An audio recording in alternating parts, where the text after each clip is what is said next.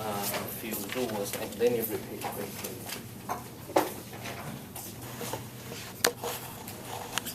So the rule one is on the real axis, the rule loci find in the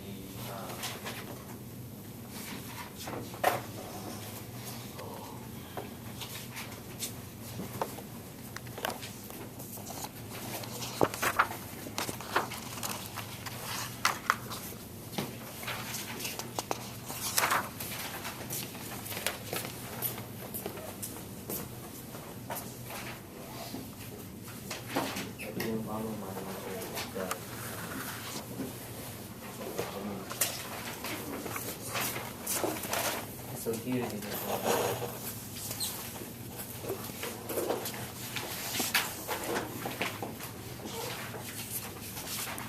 Okay, so the roots are here.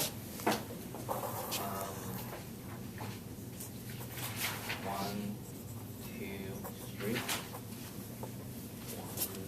1, here and here.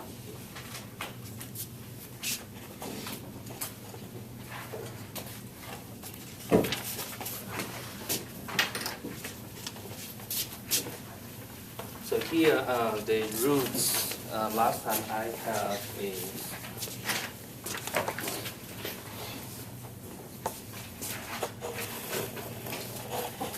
why not I just right here? I don't have to go back.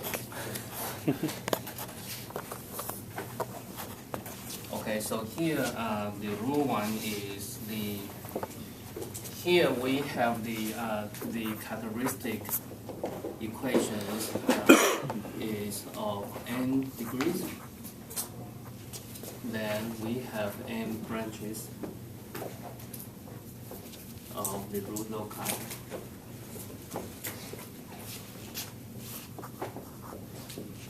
The root is the root loci.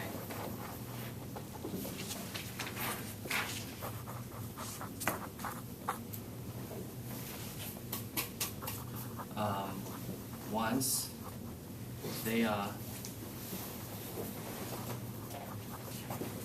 on the real axis, should be to the left of and up. Number of poles and zero. I was curious when you said that. Is it like, so number of poles and number of zeros, sum them together, it has to be an odd Let me number? make one example here. So for this case, we counted, so starting from the right, so this is the 1, right? So here, that should be here. And then in this segment, you can see that had 2 to the right, so this segment is not. And another example, let me make another one, is like this. So for example, if we have a system and say here I have 1 pole and 0, 1, something like this one. Okay. So again, the root loci should be this segment. And this segment have 2 to the right, so no. And this one should be the 1. Okay.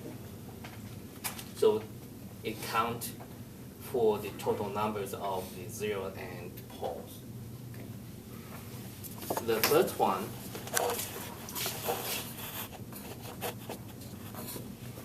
about asymptotes.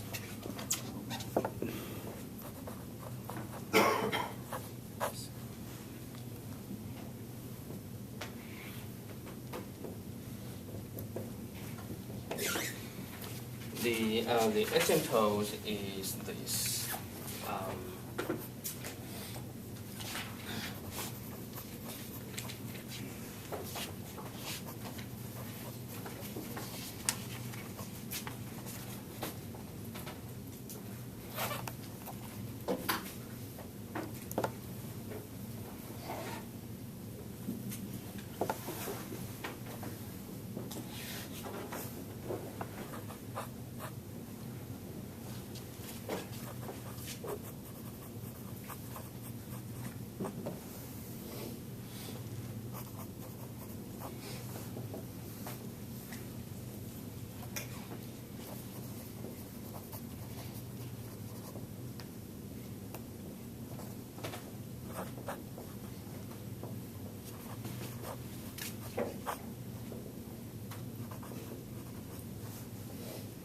Okay, so the orientation is given by this, and last time we see this one.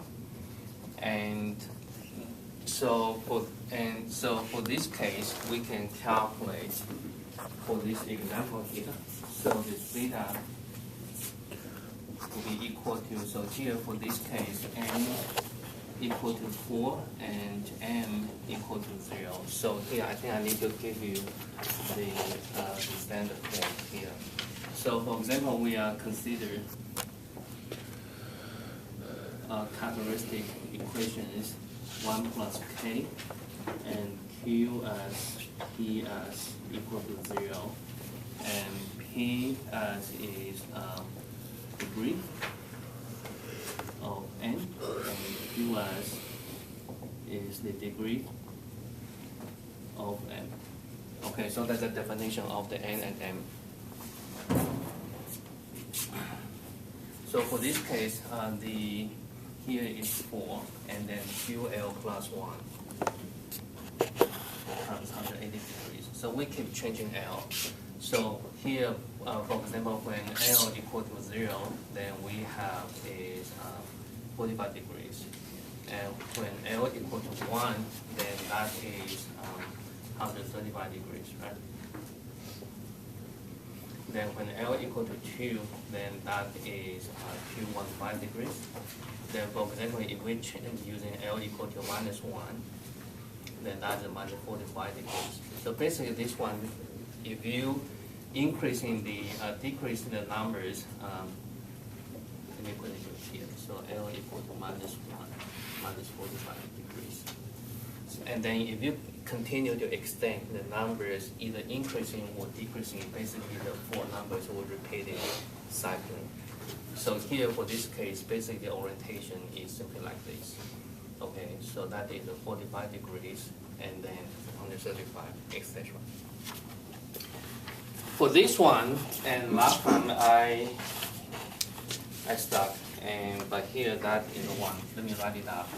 The asymptotes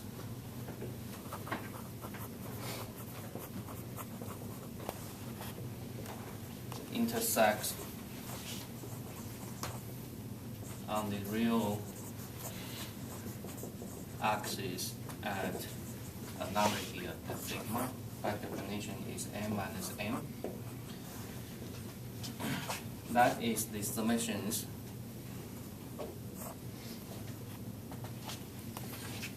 summation of the poles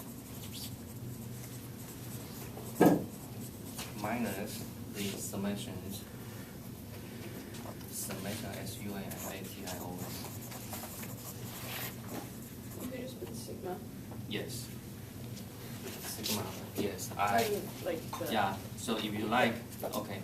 that, yeah, just do the big Yeah. sigma. So for example, using this one, okay, the Yeah. summation of the poles minus the summation of the zeros. That's it. And the mistake I made last time was this. If you want to know, then I can explain further.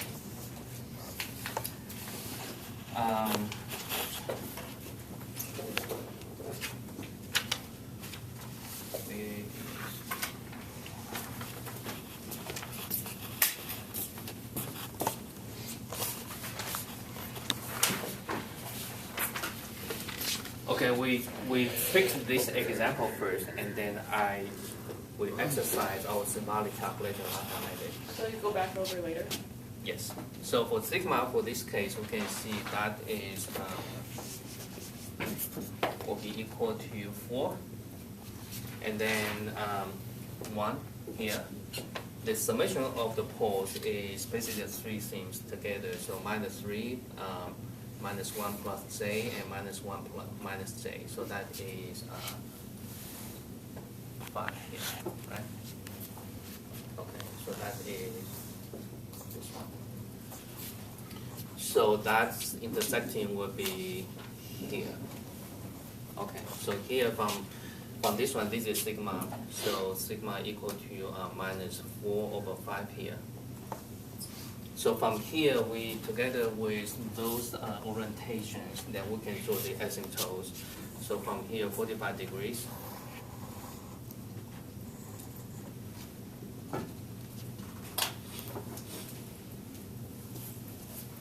So this branch is 45 degrees, and this branch is this one. This one basically, this one is equivalent to minus 135 degrees. Okay, so here basically we have two branches, this branch and this branch, and then here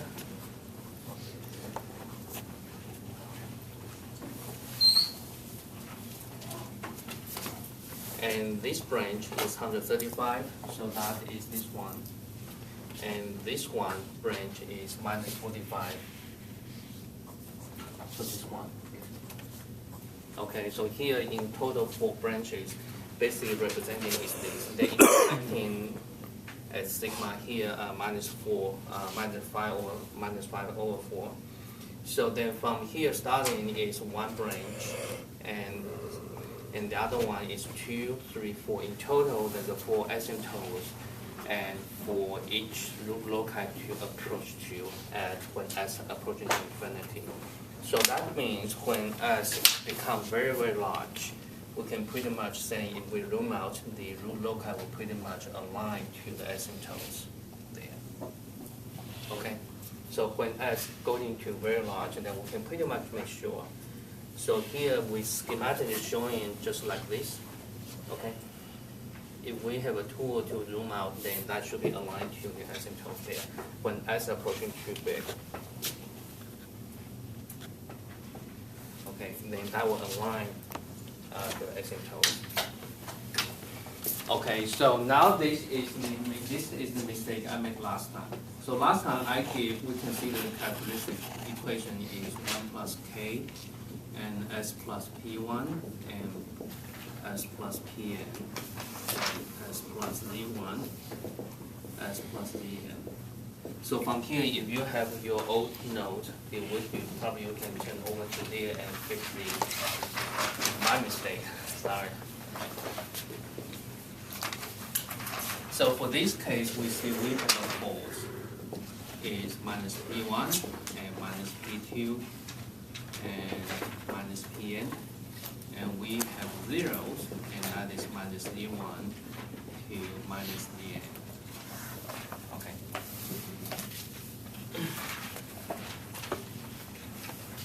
By plugging into that equation, the intersection should be equal to n minus m. By plugging that information, so summation of the poles should be equal to minus p1 minus pi. I equal to 1 to n. And then minus the summation of the zeros, and that is minus dm. And m equal to 1 to di.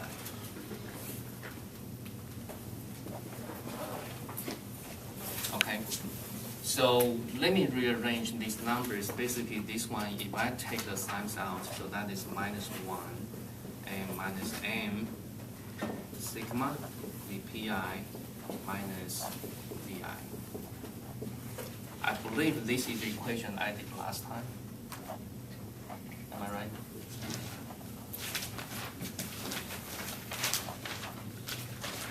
Or basically the whole thing, and right now I'm talking is a story, and you don't have to put in your mind, just listen stories. Just listen stories. Okay, I don't want to confuse you, so right now is this side talking. The mistake I made was this.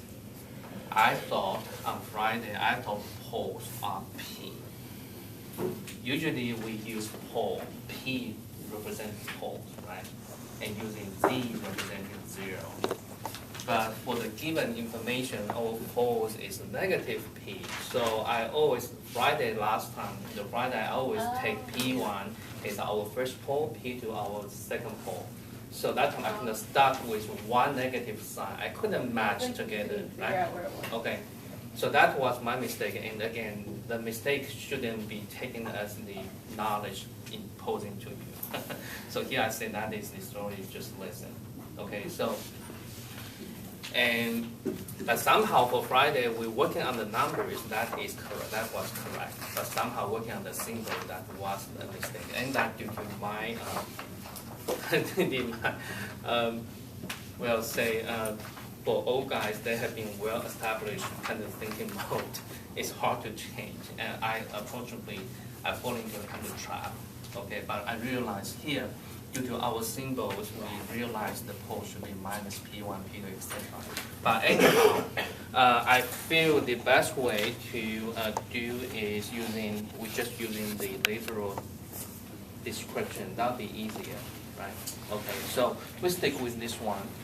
And if you, because last time we've been going through the details and why the equation coming with this one, basically we take the approximation and the technique still valid, okay, still valid.